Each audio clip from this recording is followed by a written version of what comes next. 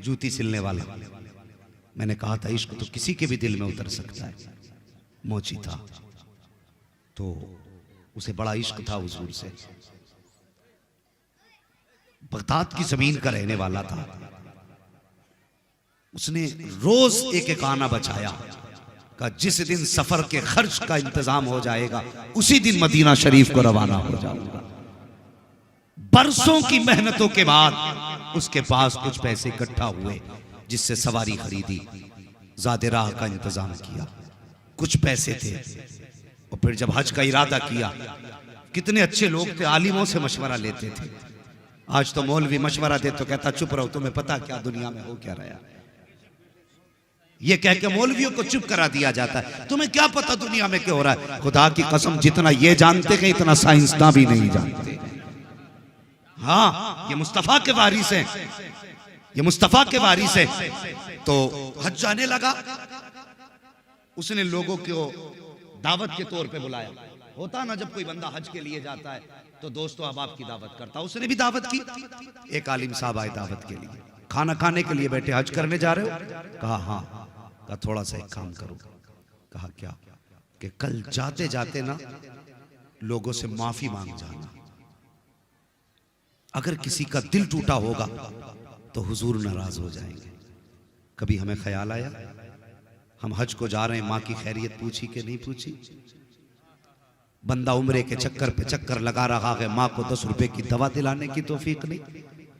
तुम्हें क्या लगता हुजूर ऐसे उम्रे को कबूल करेंगे? मुझे बताओ तो सही। आज बेटा माँ के 10 रुपए की दवा दिलाते वक्त माथे पे कितनी लकीरें डाल के कहता कितने खर्चे उठाऊं मैं। हर साल उम्रे को जाने वाले, माँ बाप को दवा ना दिलाने वाले, सच बता तू उम्रा करने क्यों गया था? सिर्फ इसलिए ताकि दुनिया तुझे कहे ये वो है जिसका महीना मदीने में गुजरता है। दुनिया के नाम और नमूद के लिए, दुनिया में तू अपनी वाह हासिल करने के लिए। ओ भाई, किसी का दिल दुखा के ना जा, दिल दुखा के ना जा। वो कहने लगे सुन, कहां जा रहा है? कहा हज के लिए। कहा सुबह सबसे पहले माफी मांग लेना, कहीं किसी को अनजाने में तुझसे तकलीफ ना पहुंची हो। सुबह उठा, सबके दरवाजे पे गया, शहर के बाहर माफी मांगते मांगते एक दरवाजे पे पहुंच गया। खटखटाया, कौन? कहने लगा मैं। अपना नाम बताया उसने। किस लिए आए हो? कहा मदीना शरीफ जा रहा था, बस माफी मांगने आया हूं, कोई खता हो गई हो तो माफ कर देना। अंदर से खातून की आवाज आई, हमारे घर में कोई मर्द नहीं है। तो ये सुन के आप कहने लगे क्या हुआ मर्दों को? तो उसने कहा ये ना पूछ, तेरे सवाल का जवाब मिल गया, चला जा। वो वापस पलटाना तो उसे गोश्त की खुशबू आई, वापस आया, कहने लगा थोड़ा सा गोश्त मिलेगा? अल्लाह अकबर, थोड़ा सा गोश्त मिलेगा? खातून की अंदर से आवाज आई, हो जाने वाले, ये गोश्त तेरे लिए हराम है, हमारे लिए हलाल है। तेरे लिए हराम है, मेरे लिए हलाल है। अल्लाह अकबर। बस वहीं उस हाजी का दिमाग रुक गया। कहने लगा कलमा हुजूर का पढ़ती हो? कहा हाँ। मुसलमान हो? हाँ। कहा फिर जब शरीयत एक है तो फिर हुक्म एक क्यों नहीं? उसने कहा ये ना पूछ, वापस चला जा। उसने कहा बताओ तो सही, आखिर इसमें क्या राज है? खातून कहने लगी सुन, ये जो गोश्त बन रहा है ना, ये मुर्दा जानवर का गोश्त है, और शरीयत में किसी को बिला उज़्र के मुर्दार को खाना हराम है, लेकिन अगर जान पे बनाई हो तो फिर मुर्दार खाने की शरीयत इजाजत देती है। इतना खाने की इजाजत है जिससे जान बच जाए। वो आने वाले मुसाफिर, मेरी घर के अंदर बेटियां जवान है, घर में कोई कमाने वाला मर्द नहीं है, कई दिन का फाका हो गया। बेटियों की जब हालत ऐसी हुई, मुझे लगा कि इंतकाल कर जाएंगी, तो मैं घर से बाहर रिस्क की तलाश में निकली, हाथ फैलाने की हिम्मत न हुई। अल्लाह अकबर, का जब कुछ हिम्मत ना हुई, मैंने एक जानवर मरा हुआ देखा, उसका गोश्त लेकर के आ गई ताकि खिला करके बच्चियों की जान बचा सकूं। अल्लाह अकबर, इतना सुना गए, उस आने वाले ने इतना सुना, आंख में आंसू आ गए। अल्लाह अकबर, जब वापस जाने लगा, अंदर से खातून की आवाज आई, का जब मदीने पहुंचे तो हमारे नाना से जाके सलाम कह देना।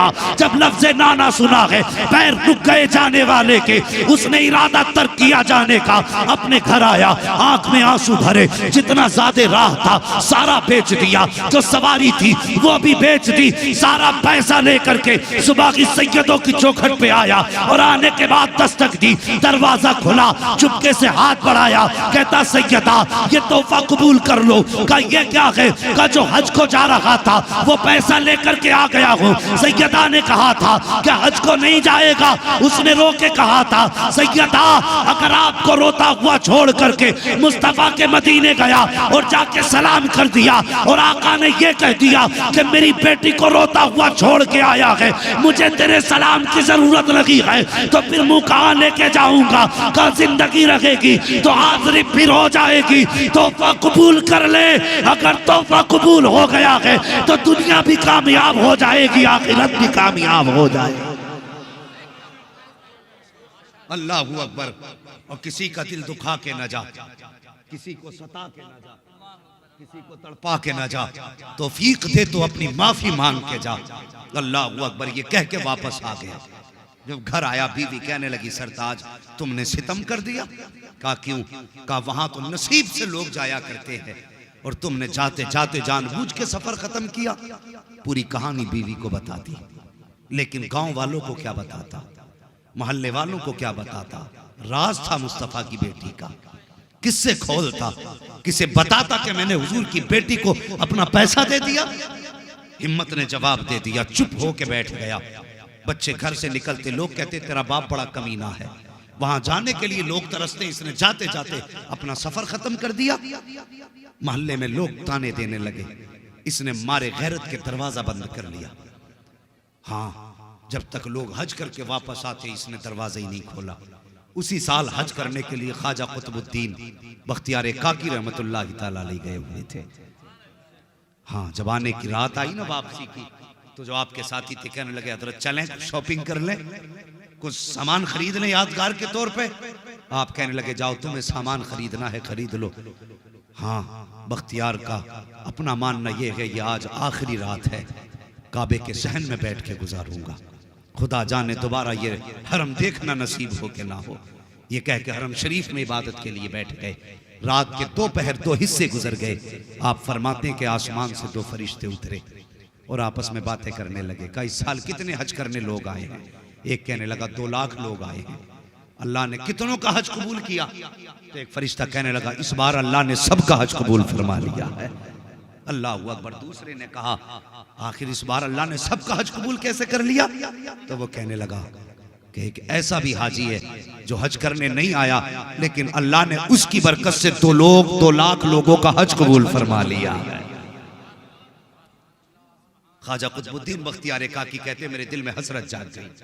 ऐसा कौन है जो चल के मदीने तक ना आया, जिसने हरम का तवाफ भी ना किया, और उसके आए बगैर उसकी बरकत से अल्लाह ने 2 लोगों का हज कबूल कर लिया। उठे फरिश्तों के पास गए, उसका पता बताओ कि कहाँ रहता है? फरिश्तों ने बताया बगदाद के जाकर के शहर के करीब फला बस्ती में रहता है। अल्लाह अकबर। लोग कहने लगे चलें घर। आप फरमाने लगे घर बाद में जाऊंगा, रब के महबूब बंदे की जियारत पहले करके आऊंगा। आपने सफर किया और उस बस्ती में पहुंचे जहां का हवाला फरिश्तों ने दिया था। आपने जाके नाम बताया, इस नाम का कोई शख्स आपकी बस्ती में है। लोगों ने कहा क्या करोगे? कहा मुझे उससे मिलना है। कहा आप उससे मिलोगे? उससे बड़ा बदबख्त तो कोई हो ही नहीं सकता। इतना सुना आपकी आंख में आंसू आ गए। फरमाने लगे लोगों तुम नहीं जानते उसके बारे में जितना मैं जानता हूं, उसे गाली ना दो। कहा हजरत जी बात गाली की नहीं, ये वो बदबख्त है जो मंजूरी के बावजूद ना गया। उसे गाली ना दे तो क्या कहे? फरमाते तुम क्या समझते हो, मुझे उसके घर का पता बताओ। ख्वाजा कुतुबुद्दीन बख्तियार काकी उसके घर का पता पूछ के दरवाजे पे गए, दरवाजा बजाया, अंदर से आवाज आई, कौन? कहा दरवाजा खोलो, तुमसे मिलने आया हूँ। रोने की अंदर से आवाज आई। उस जाने वाले हाजी ने कहा था कि मोहतरम दरवाजा नहीं खोल सकता, अगर दरवाजा खोलूंगा बस्ती वाले ताने देते हैं, मेरे बच्चों को गांव वाले गाली देते हैं, मुझे मेरे हाल पे छोड़ दीजिए, बताइए बात क्या है। आने वाले ने कहा मुझे नहीं जानते हो, मुझे ख्वाजा कुतुबुद्दीन बख्तियार काकी कहा जाता है, तुमसे मिलने की गरज से हरम शरीफ से तुम्हारे घर आया हूँ, इतना सुनना था। उसने कहा हजरत बस आपको आने की इजाजत है, कोई और अंदर ना आए। आपने कहा वादा करता हूँ अकेला आऊंगा, कोई और नहीं आएगा। अल्लाह अकबर। जैसी आपके कहने पर दरवाजा खोला गया, आप अंदर गए, उसके कदम चूमना चाहते थे और यार चीख निकल गई, कहने लगा हजरत मैं पापी हूँ, लोग कहते हैं आप मेरा कदम क्यों चूम रहे हैं, इतना सुनना था। बख्तियार काकी कहते हैं बता तो सही कौन सी नेकी करके घर में बैठा है, कौन सी इबादत तूने की है जिसके बदले में अल्लाह ने 2 लाख हाजियों का हज कबूल फरमा लिया है, इतना सुनना था। चीख निकल जाती है, रो के कहता हजरत जी ये बात दोबारा मत कह देना, अभी तो गांव वाले गाली दे रहे हैं, फिर घर में आके मारेंगे, ये कैसी बात आपने कर दी है। आप फरमाते हैं सुन, मैंने अपने कानों से सुना है, खुदा ने तेरी बरकत से 2 लाख हाजियों का हज कबूल फरमा लिया है, ना सुनना था। रो के कहता हजरत वापस चले जाएं, मेरी बस्ती में किसी को ये बात ना बताना कि अल्लाह ने मेरे इस अमल के बदले में, मेरे इस नेकी के बदले में, मेरे हज के बदले में 2 लाख हाजियों का हज कबूल किया है। उसने कसम देकर के वापस किया, मगर ख्याल था या अल्लाह ये क्या हो गया, मैं तो हज को भी नहीं गया, मेरे बदले में, मेरे सदक़े में 2 लाख हाजियों का हज कैसे कबूल हो सकता है। ये सोचते सोचते आंख लगी है, ख्वाब में मुस्तफ़ा तशरीफ ले आते हैं। अजीब मंजर था, एक बादल मदीने की जमीन से उठा और गुलाम के आंगन में बरसा, और नूर की बरसात में जो चांद चमका था, दुनिया अब्दुल्ला का लाडला कहती है, फातिमा का बाबा कहती है, जैसी वो चांदनी छटी है, हुजूर का जलवा सामने था। गुलाम बिस्तर से उठा, कदम पकड़े, मदीने वाले आने की जहमत कैसे की है, हुजूर इशारा कर देते, मैं उड़ के आ जाता। मुस्तफा फरमाते हैं तूने हज जाते वक्त अपने हज का सारा पैसा मेरी बेटी के कदमों पे लौटा दिया, और जब बख्तियार काकी ने बताया तुझे यकीन नहीं आ रहा था, सुन उसकी बात की गवाही देने मदीने से मोहम्मद चल के खुद तेरे घर तक आ गया है।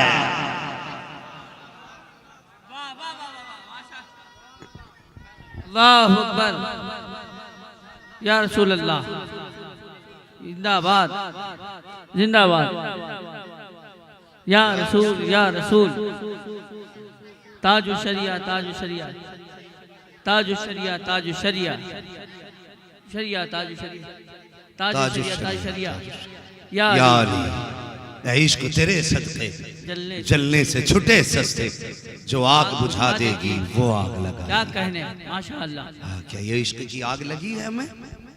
और कभी हम उठ के रोए तो कभी बिजनेस के लॉस पे रोए, कभी हम रोए तो किसी नुकसान पे रोए, कभी हम रोए तो फसल की बर्बादी पे, कभी हम रोए तो अपनी खेती के नुकसान पे रोए। और यार कभी उठ के मदीना शरीफ की याद में रो लिया कर, कभी हुजूर के मदीने की याद में रोया कर। खुदा की कसम जिस दिन ये इश्क पैदा हो गया ना, खुली आंखों से तुझे मदीने वाले मुस्तफ़ा का दीदार हो जाएगा, हुजूर का दीदार घर बैठे बैठे हो जाएगा। हाँ, ये वो लोग थे जिन्होंने बिंदे के हुजूर से इश्क किया, जिन्होंने बिंदे के हुजूर से प्यार किया। अगर ऐसे आशिकों की कहानी बताऊं तो रात छोटी पड़ सकती है, लेकिन बातें मुकम्मल नहीं हो सकती। हाँ, जिंदगी खत्म हुई और कलम सूख गए, तेरे औसाफ का एक बाप भी पूरा ना हुआ। इश्क करो हुजूर से जवानों, हुजूर मुजाहिद मिल्लत का यही पैगाम अपने दिल में रखो। हाँ, इश्क करो। कुछ बस्तियां ऐसी होती हैं जिनमें जाओ तो इश्क की महक खुद ब खुद आने लगती है। हाँ, कभी धामनगर शरीफ जाओ तो ऐसा लगता है जैसे इश्क का लोबान सुलग रहा है। अल्लाह किस्मत साथ दे दे तो इमाम अहमद रजा की तुरबत अनवर पे जाओ, अजीब ही खुशबू निकलती है आपके मज़ारे पुरअनवार से। हाँ, ये आशिकों के ठिकाने हैं, ये आशिकों के ठिकाने हैं जिन पे मुस्तफ़ा ने खास करम फरमाया है। और कभी मुरादाबाद आना हो जाए, हुजूर सदरुल्लाह फाजिल की चौखट पे आ जाओ, आके देखो उनकी चौखटों पे। वाह वाह खुदा वाह की कसम, माशाअल्लाह ये वो बारगाहें हैं जहाँ पे जाहिर भी सवारे जाते हैं, बातिन भी सवारे जाते हैं। माशाअल्लाह सुभान